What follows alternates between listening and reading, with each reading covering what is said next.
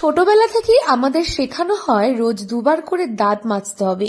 দাঁতের স্বাস্থ্যের জন্য কত সময় ধরে দাঁত মাজা উচিত, দাঁতের স্বাস্থ্য নিয়ে আমরা খুব একটা গুরুত্ব দিই না কখনোই।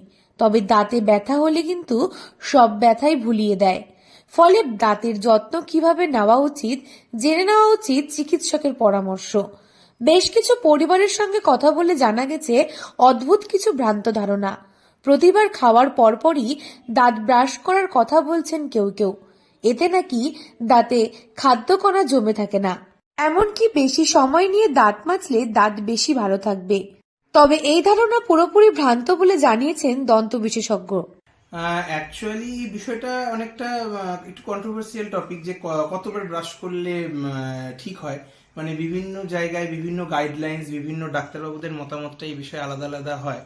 তো আমার ব্যক্তিগতভাবে যেটা মতামত সেটা হলো যে দাঁতের ব্রাশ করা রাতে অবশ্যই উচিত, কারণ খাওয়া দাওয়ার পর আমরা যখন মুখ ধুয়ে শুই তখন দাঁতের অনেক ফুড পার্টিকেলস দাঁতে জমা থাকে এবং নাইট টাইমে দাঁতের সেটা অনেক বেশি ক্ষতি করে ডে টাইমের থেকে।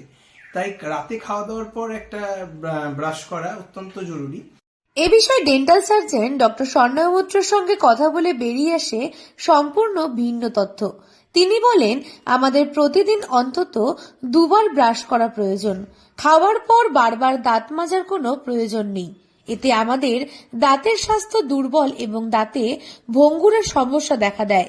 সকালে ঘুম থেকে উঠে ফ্রেশ হওয়ার জন্য একটু হালকা ব্রাশ প্রয়োজন এবং রাতের খাবারের পরের সময়টাকেই সবচেয়ে উত্তম উপায় বলে বেশি গুরুত্ব দিয়েছেন তিনি।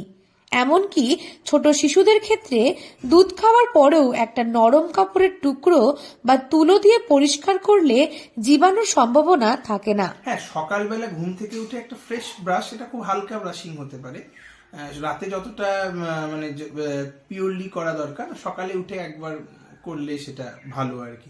অ্যাকচুয়াল বিষয় হচ্ছে যে আমরা যখনই খাওয়া দাওয়া করবো যাতে দাঁতে ফুড পার্টিকেলসটা না থাকে সেটা লক্ষ্য রাখা। স্পেশালি আমাদের তো খাওয়ার অভ্যাসের মধ্যে আজকাল স্টিকি ফুডগুলো খুব বেশি আমরা খাচ্ছি, ফাস্ট ফুড, স্টিকি ফুড। তো সেই পার্টিকেলসটাই দাঁতের মধ্যে থাকলে সেখান থেকে দাঁতের অনেকটা বেশি ক্ষয় কারণ হয়ে দাঁড়ায়। তো সেটা ভালো করে মুখ ধুলাম যে আমার দাঁতে স্টিকি অংশটা থাকলো। জানা গেছে রাতে খাওয়া দাওয়ার পর দাঁত না মাজলে বেশ কয়েক ঘন্টা ধরে মুখে জীবাণু জমতে থাকে। দাঁতেরও যা ক্ষতি হওয়ার তা হয়েই যায়। এই নিয়ম করে দাঁত মাজাটা জরুরি। দাঁতের খেয়াল রাখতে কখন দাঁত মাজছেন সেটা বেশ গুরুত্বপূর্ণ। অন্ত্রের পর মুখগহ্বর হলো জীবাণুর আঁতুড়ঘর। দাঁতের ফাঁকে খাবারের অবশিষ্ট অংশ জমা হয়ে যায়। দীর্ঘদিন ধরে খাবারের টুকরো জমতে জমতে ব্যাকটেরিয়ার জন্ম হয়, যা মুখের ভিতরে সংক্রমণজনিত সমস্যা ডেকে আনে। দাঁতেরও ক্ষয় হয়, মাড়ি থেকে রক্তপাত হয়। হ্যাঁ, এবং বাচ্চাদের ক্ষেত্রে একটা ভীষণ ম্যাটার করে, সেটা হচ্ছে যে যে সমস্ত বাচ্চারা বোতল ফিডিং বা মিল্ক ব্রেস্ট ফিডিং করে সেই সমস্ত বাচ্চাদের ক্ষেত্রে খুব কমন প্রবলেম আমরা দেখতে পাই নার্সিং বোতল কেরিজ বলে এটাকে। মানে দাঁতে পোকা লেগে সম্পূর্ণ দুধের দাঁতগুলো ক্ষয়ে হয়ে গেছে, আমাদের কাছে পেশেন্টরা আসে। এটার প্রধান কারণ যে রাত্রিবেলা ওরা ঘুমের মধ্যে যে ব্রেস্ট ফিডিং বা বোতল ফিডিং করে সেখান থেকেই সেটা হয়। তো আমি যেটা সাজেশন পেশেন্টকে সবসময় দিয়ে থাকি যে বোতল ফিডিং করুন বা ব্রেস্ট ফিডিং করে যখন বাচ্চা ঘুমিয়ে যাচ্ছে তখন হাতে একটা নরম কিছু জড়িয়ে মানে মা বা বাবা যে থাকবেন আর কি, দাঁতগুলোকে আস্তে করে একটু ভেজা কোনো একটা কিছু দিয়ে দাঁতগুলোকে পরিষ্কার করে দিতে, যাতে ফার্দার রাত্রিবেলা ওই কেরিজ অ্যাটাকটা না করে আর কি। সেটা করলে বাচ্চাদের ক্ষেত্রে কিন্তু দুধের দাঁতের ভীষণ ভালোভাবে যত্ন নেওয়া। যখন সারাদিন দাঁতে খাদ্যের কণা এবং ব্যাকটেরিয়া জমা হয় তখন তার থেকে অ্যাসিড তৈরি করে এবং দাঁতের এনামেল ভেঙে দেয়। তাই নিয়ম করে ব্রাশ করা অত্যন্তই জরুরি।